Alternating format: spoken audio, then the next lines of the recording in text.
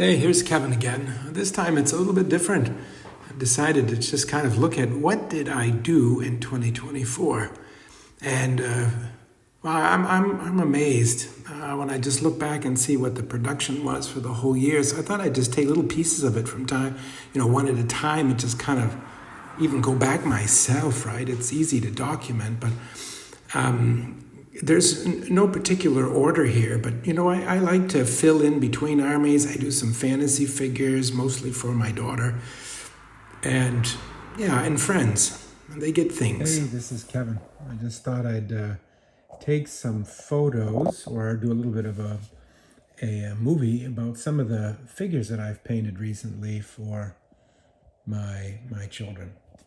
And they're pretty creepy, but they they like these kind of D&D type figures. And I bought a turntable, so I think this would be kind of interesting just to let you kind of see what they look like. I do this kind of in between to just kind of, nobody can tell me what these things look like. There's no uniform guide or anything else. It's just, painting, and it's actually an unbelievably therapeutic in its own right. You can be as colorful as you want, and I just really enjoyed it. And so this is I don't know, I think that's a Belrog. I tried to do a little bit of a kind of a black transitioning to red. I think that it turned out okay. It's an underwater sea king that came with a set, so it's a printed figure. Really enjoyed doing the colors and making it look like he was wet and slimy. And the giant is also 3D printed. Came with one of the sets off of I think maybe Force Dragon. I'm not quite sure, but they printed it off for me. And fantasy stuff can be pretty creepy, but anyway, hope you like it. Yeah, that's okay. That kind of just ended there, but it was kind of my first shot at doing a turntable. And, I did some fantasy goblins riders, and this is a figure from Warlord Games that came with the rule set. I tried to see what I could do there, and of course here's a stone giant and a Gandalf that I did. Just some various, ogres and dragons and Belrogs, and this was some underwater creature that I did. These are printed dragon knights, and of course my favorite was this giant. I don't know why, but he was a lot of fun to paint. Really enjoyed him. It's ugly as hell, but beautiful. I did a werewolf, which I like a lot. I did an elf spearman for my daughter, and a alligator rider. This is her favorite. And just some various war bands, orcs and goblins and nasties, and a big old dragon with 5 heads. That was tough to paint, but fun. Then I took my hand at getting some printed knights for my Warhammer or War Master armies. These are just Empire heavy knights. Did a couple of command stands and did some elephants.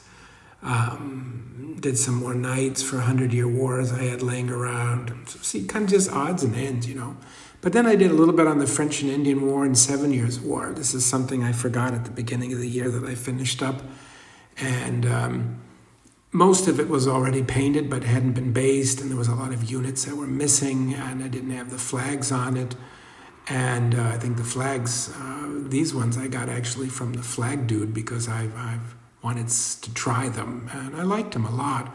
Normally I make my own, but these turned out pretty nice. And some of the units were already finished, but not all of them, and I just wasn't really pleased with it, so I kind of did some reorganization and command stands, and there's some 7 war units here that I had some extra figures for and wanted to get them painted and finished up, right? So anyway, I think they turned out pretty nice. A little bit mixed in there between 7 Years' War French, and yeah. Then I did a 10 millimeter War Spanish Army, and I'd been working, or War of the Spanish Succession. I'd been working on this over the last, I don't know, 7, 8 years, to be honest. I'd get a couple bags from Pendragon, and we had a huge game with my buddy John and Steve and Wes and the crew. They came over for a mega game using these 10 mils. I had them all on the table. That was 9, almost 10 feet long and 6 feet wide with 10 mils. It was massive divisions.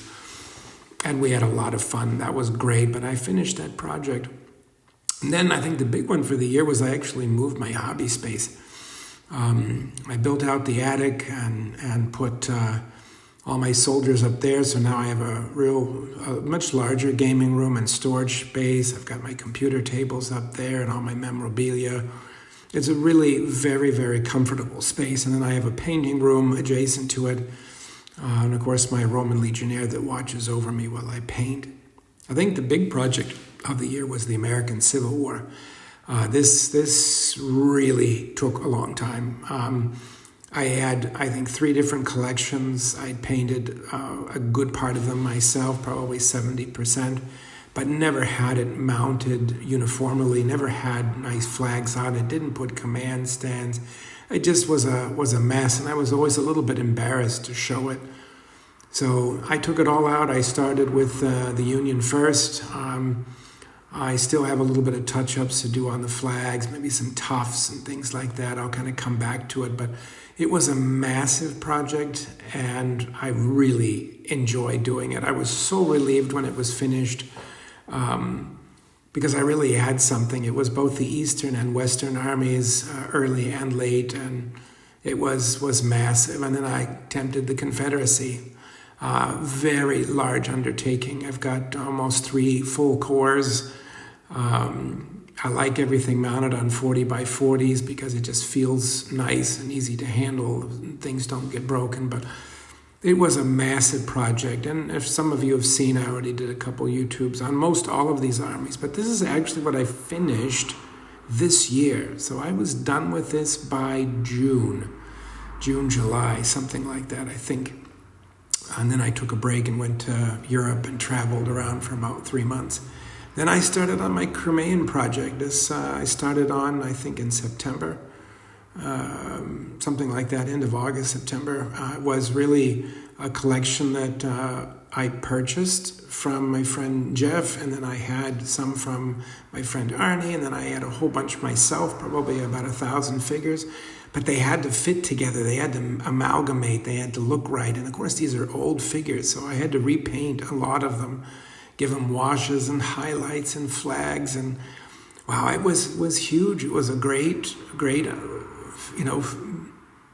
project, to be honest with you. And I was inspired to do it, but I finished the Russians first because I thought that was kind of the biggest one to do. And then I moved over to the British, and of course.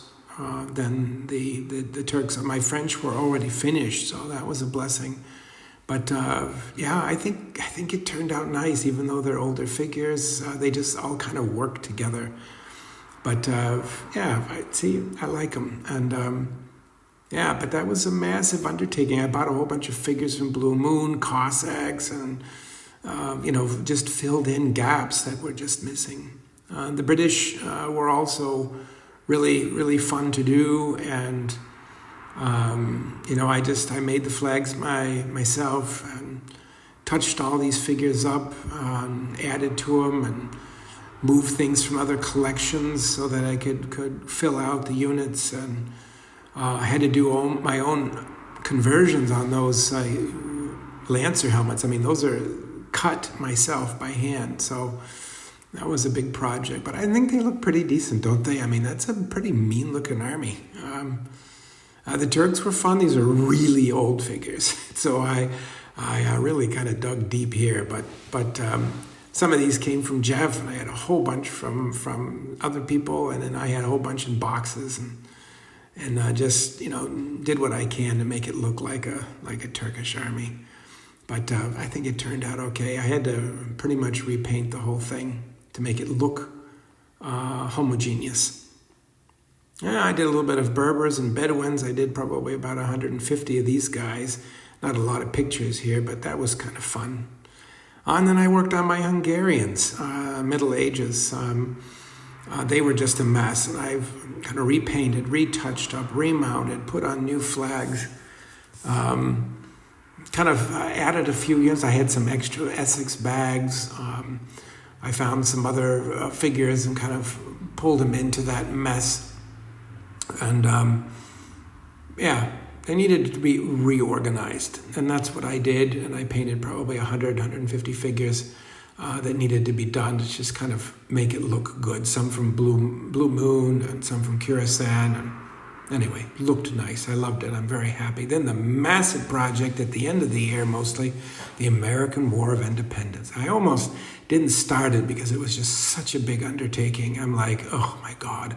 But I kind of had it on my schedule because I'm a very orderly, organized, schedule-oriented person, and that's what was on the schedule, and what's on the schedule, you do. So I pulled them all out. They were not mounted correctly. They weren't painted homogeneously. There wasn't, really it wasn't up to my liking at all. It didn't have facial features and highlights and the coats, and it just needed. So I added about 800 figures to the collection, and just sat down and started painting the units that I wanted based on what I had and what the uniform books showed. And yeah, I just sat down and just started painting. And it might not be totally historical with the flags, but then again, some of the flags I didn't really know. I did the French, I did the Hessians, and I did the Brits. So it is a full army, the whole campaign. So, if you can't find what you need in here, then you won't ever find it.